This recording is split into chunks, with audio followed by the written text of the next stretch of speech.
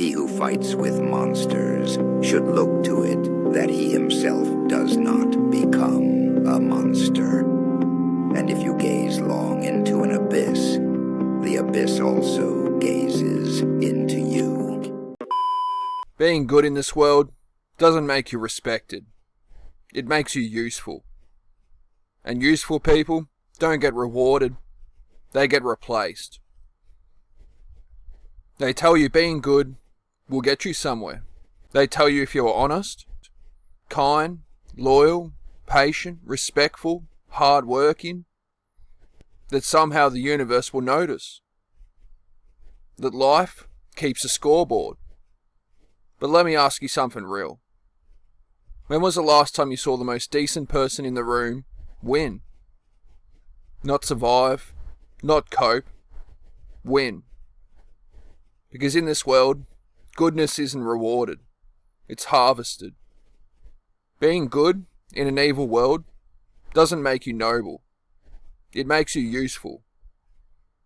You become the guy who stays late, the friend who always listens, the partner who always forgives, the worker who never complains, the man who never asks for more, and the one who holds everything together while everyone else climbs over his back. And they call that strength. But it's not strength. It's unpaid labour. See, evil doesn't always wear horns. Sometimes it wears confidence. It wears charisma. It wears a smile and a LinkedIn profile. Evil in modern society isn't violent. It's strategic. It understands incentives. It understands image. It understands how to look moral while acting selfish. Good people act based on how things should be. Bad people act based on how things are. And guess which one wins? Good people wait their turn. Bad people take the seat. Good people tell the truth. Bad people tell the story. Good people keep promises. Bad people keep options. Good people feel guilt. But bad people feel opportunity. You are raised to believe morality is power.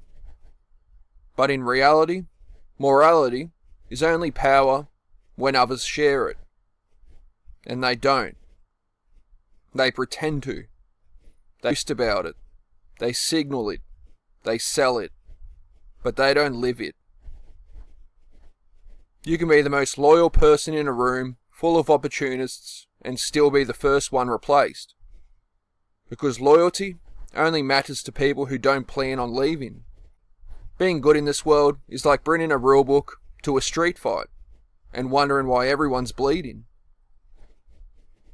You were told to be patient, so you waited, while others cut. You were told to be understanding, so you tolerated, while others demanded. You were told to be humble, so you stayed quiet, while others marketed themselves like they invented oxygen. And then one day, you look around and realize something painful. You didn't lose because you were bad. You lost because you were predictable. Society doesn't reward virtue. It rewards results. It doesn't care how you got there. It only cares that you arrived. That's why the loud win over the wise. The confident win over the competent. And the manipulative win over the moral. Not because they are better, but because they are bolder. Good people think in fairness. Bad people think in leverage. And leverage always beats fairness. You see it in relationships, at work, in politics, online. The person who cares the least usually has the most control. The one willing to walk away controls the one willing to stay. The one who can detach wins against the one who hopes. Being good doesn't make you respected. Being needed does. Being feared does. Being admired does. Being good just makes you safe. And safe is boring. Safe is replaceable. Safe is background noise. You are taught that goodness is rare. But in reality, goodness is common. What's rare is power with restraint. What's rare is kindness without weakness, boundaries with empathy. Good people weren't designed for this version of the world. This version runs on algorithms, attention, image, advantage, not on character. Character only matters when no one's watching. And nobody builds empires in private.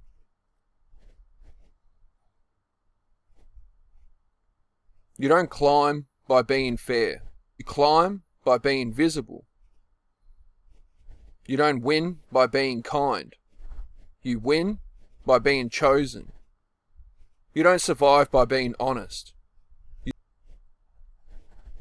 You survive by being strategic. And that's the part nobody tells you. They sell you goodness as a destination. But it's actually a tax.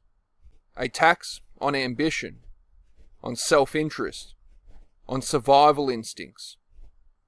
You pay it in effort, loyalty, silence, and lost opportunities.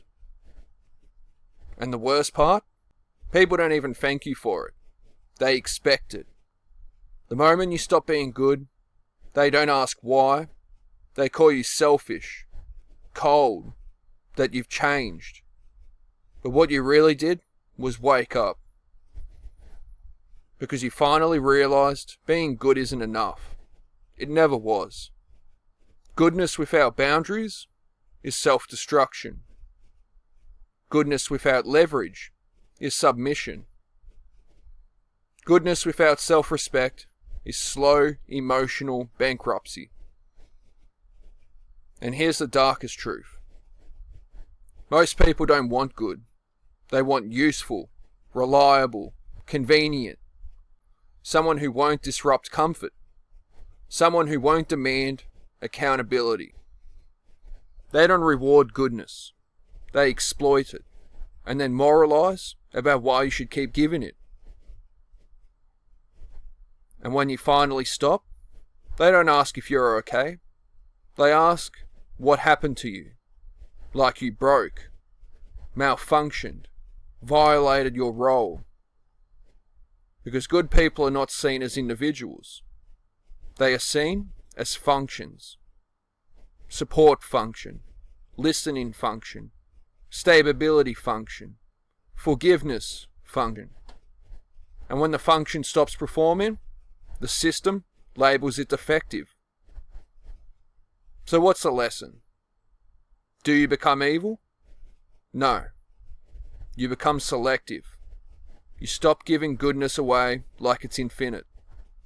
You stop offering loyalty to people who haven't earned presence. You stop sacrificing for people who wouldn't notice your absence. You stop confusing kindness with compliance.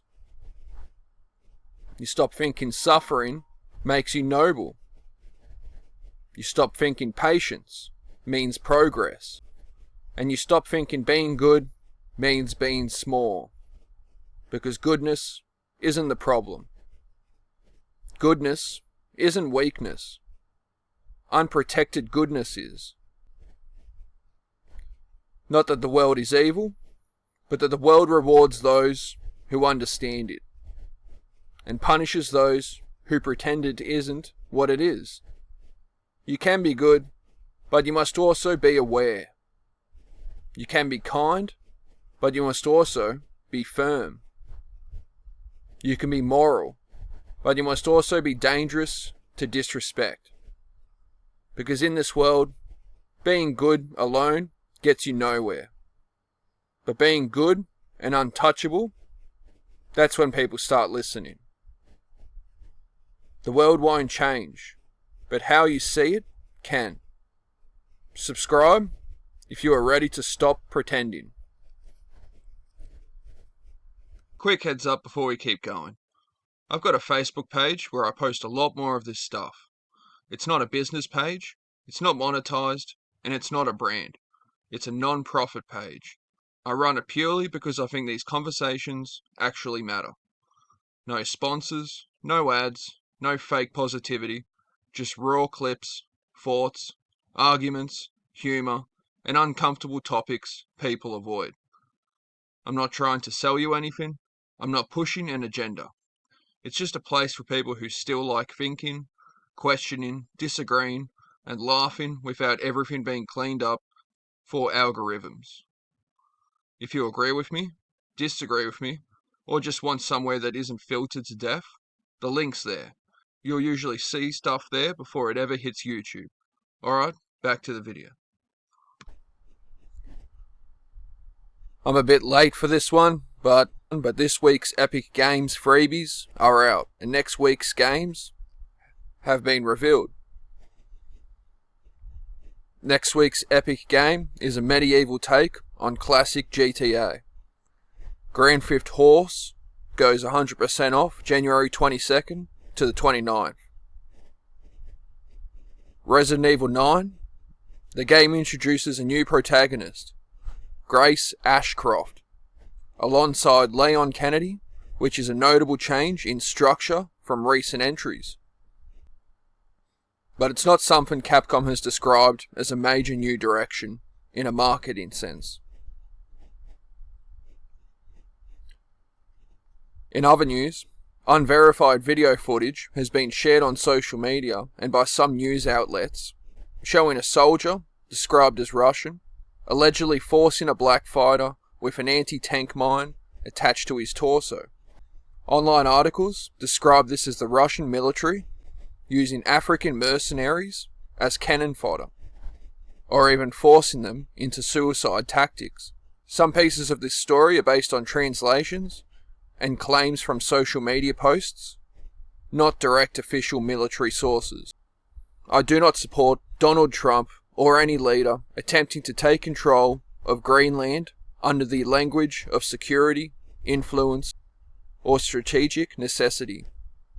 Greenland is not a bargaining chip, a military outpost, or a prize for great powers to compete over. It is a homeland with its own people, culture, and right to determine its future. Territorial ambition, dressed up as protection, has always been the first step toward instability, not peace. Whether the pressure comes from Washington, Brussels, or any other capital, it represents the same dangerous idea, that power can override consent. Greenland's future belongs only to the Greenlanders, not to foreign governments, not to military alliances, and not to politicians who see maps instead of people. I oppose any attempt, especially from Trump or any major power, to turn Greenland into a strategic possession rather than a sovereign society. True leadership respects borders, consent, and self-determination. Anything else is not strength. It is empire thinking in modern packaging. This same mindset is now written directly into UK law. Under the Armed Forces framework, Britain is expanding and softening the legal grounds for recalling former service members, while pushing the potential recall age higher. That matters because when the state changes the terms of service after people have already given their years, it stops being a contract and starts becoming a claim of ownership. A government confident in peace would not need to keep extending its legal reach over people who believe their duty has ended. When the UK tells citizens their obligation to fight can follow them into later life, it is not protecting strength, it is admitting anxiety. And at the same time, British troops are being sent to Greenland alongside other European allies, using the language of symbolic and defensive presence. When the UK quietly expands recall powers, at home while placing boots on Arctic ground abroad, the message is unmistakable. The system is conditioning society for future conflict while calling it responsibility. This is not about honouring service, it is about keeping human bodies legally available to institutions that no longer want to ask for permission.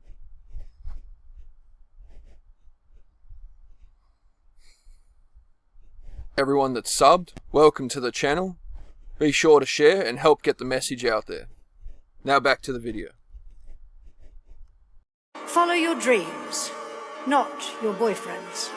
You can be happy on your own. You really can. You do not need a man to define you. A man should be an option, not a definition. You as a young woman need to be so intertwined and so involved in yourself, in your own life, and creating your own beautiful reality that you don't have time to be worried about chasing a man. Your ex cheated on you, your ex abused you, this and that.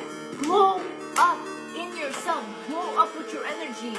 Become a person that is unrecognizable. Become a person that person can never ever touch again. I know that if something happened and then I was single tomorrow, I would be able to create such a beautiful life for myself. Like, I would still be so happy. I know that's always there for me, and that's healthy. It's healthy to know that. Prioritizing yourself, setting boundaries, learning to say no, taking care of your own needs and filling your cup before you fill anybody else's. They're my family. Take me. Take me.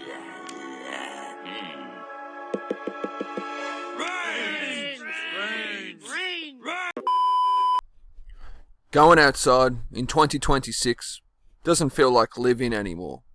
It feels like scavenging. Every trip to the supermarket feels like I should be wearing body armour, emotional armour, and a GoPro so I can prove I didn't breathe aggressively near anyone. We are not in a normal society. We are in the early stages of a polite apocalypse. No explosions, no sirens, just policies, algorithms, HR language, and passive-aggressive signage. The world didn't end with fire. It ended with guidelines. I walk into public spaces now like I'm in a zombie movie. Don't make eye contact, don't move too fast, don't stand too close, don't stand too confidently, don't exist incorrectly. I'm not shopping, I'm gathering supplies for emotional survival, because at any moment, any interaction can be clipped, captioned, and uploaded with dramatic music and the words, "Men are the problem." And the wild part? Nobody even checks context anymore. Context died in 2021. Now we only have vibes. You can't even go to the gym anymore. The gym used to be a place where men went to fight their demons, quietly, with heavy music and caffeine. Now it's a surveillance state with dumbbells. You're not training your body, you are training your posture, your eyes, your breathing, your existence. You look forward for too long, predator. You look away too fast, suspicious. You rest between sets, lurking. You exist near a woman, documentary footage. Every man is one accidental background appearance away from becoming a villain in a 30-second TikTok trial. No lawyer, no appeal, just captions and sad piano music. And the comments? Men are scary. No, cameras are scary. Now let's talk about schools. In the UK, boys are being taught how to respect women, but it's not the way that it's framed. Because until you realise it's one directional, it's not respect people, it's boys, here is why you are a potential problem. We're not teaching boys confidence, leadership, boundaries, emotional regulation, or purpose. We're teaching them compliance. We are not raising men, we are raising liability cases. We don't teach boys how to build, We teach them how not to offend. We don't teach them how to lead. We teach them how to apologize in advance. We don't teach them how to channel aggression into discipline. We teach them to suppress it and then act surprised when it explodes in weird directions later. And then society asks, why are young men disengaged? Because nobody gave them a map. Only warning signs. Now, let's zoom out. Women were sold independence. But the version of independence sold wasn't freedom. It was corporate independence. No, build your own life, but sell your time to companies that don't care about you so you can afford products that don't love you. You didn't escape dependence, you just changed landlords. From family to corporations, from relationships to subscriptions, from community to Amazon Prime. And somewhere in that shift, men weren't partners anymore. They were obstacles to lifestyle upgrades. Why build with someone when you can lease everything? Why grow together when you can shop instead? Why struggle together when you can struggle independently with better lighting? Now this directly ties to the system that told everyone consumption was empowerment. It told men they were outdated. It told women they were incomplete without corporate success. And it told everyone happiness was one purchase away. So now we have men who feel unnecessary, and women who feel exhausted, and companies that feel very rich. Congratulations. Now let's talk about dating. Dating now feels like entering a haunted house where the ghosts are unresolved trauma and Instagram expectations. Men are expected to be emotionally open, financially stable, physically attractive, mentally grounded, socially aware, politically correct, ambitious but present, confident but gentle, dominant but safe, funny but serious, strong but soft.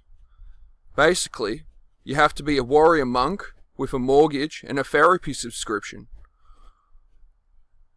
And women are told they deserve the best, without being told what best actually means long term. So everyone is chasing an illusion, and when it fails, they blame each other. Meanwhile, nobody is questioning the system that taught us to replace people instead of understand them. Now here's where it gets deep. Society is collapsing slowly. Not in buildings, in meaning. Men don't know what they are for. Women don't know who they can rely on. Children are being raised on screens. Institutions are rotting behind inclusive branding. Governments are confused. Corporations are thriving. And everyone is tired.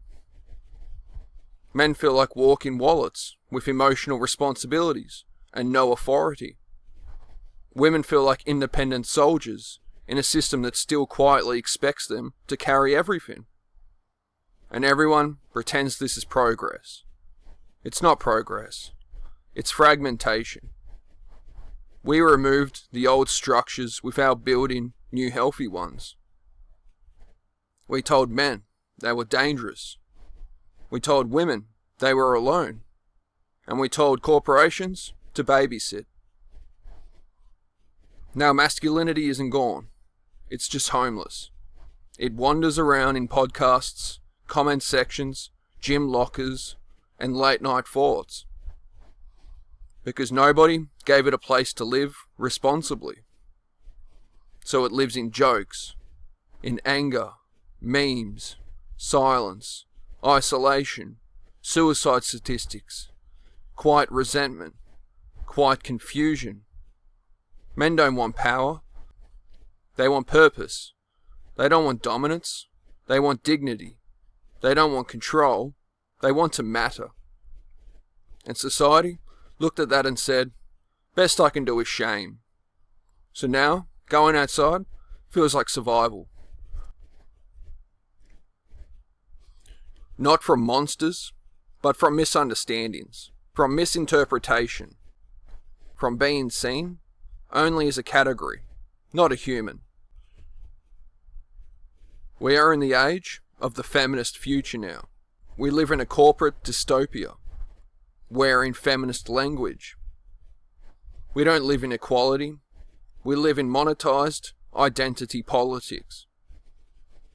And men are just one of the many groups being emotionally framed for clicks, outrage, and engagement.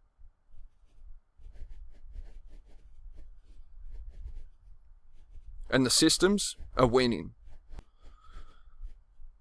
Because while we argue about masculinity, they own the houses, they own the data, they own labour, they own the future.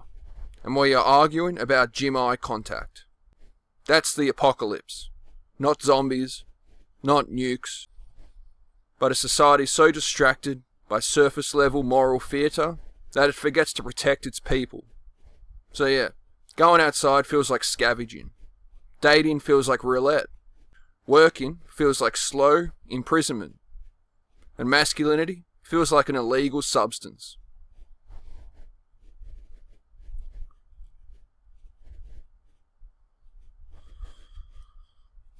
But here's the kicker.